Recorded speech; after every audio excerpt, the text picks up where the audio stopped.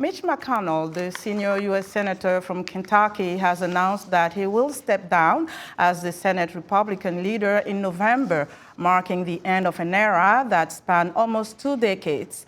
McConnell is the longest-serving Senate leader in the U.S. history. For more on McConnell's surprising announcement, VOAs Paul Ndiho joins us from Capitol Hill.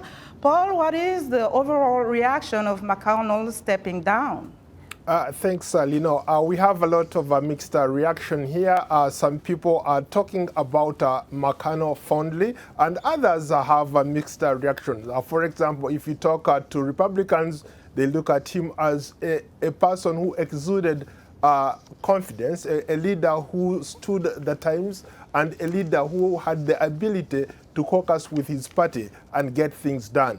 When you talk to Democrats, they look at McConnell as one of the most polarizing figures of our time. So you have a mixed bag of reactions, but largely he goes down or he resigns at a time when the political environment in Washington is at stake.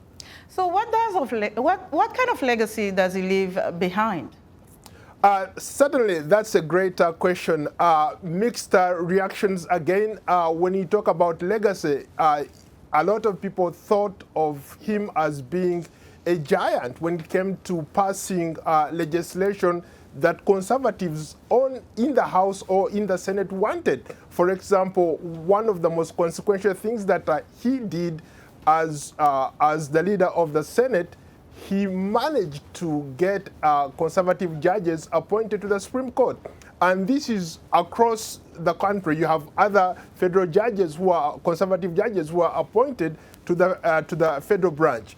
You also look at some of the things that these judges have done. So when you talk about, like, let's say, women's rights, they were able to reverse what a lot of people here call human rights for women, especially Roe versus Wade, a consequential landmark decision that was reversed by the Supreme Court, courtesy of Mitch McConnell.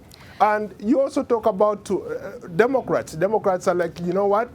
This is one guy who, for example, made sure that President Trump was not convicted when he single-handedly led the mob to attack the Capitol. So you have a lot of people who think that Mitch McConnell, yes, he's a great leader, but others think that he certainly did not measure up to what he was supposed to do. He put party ahead of the country. Okay, that's an interesting take there. Paul, thank you so much.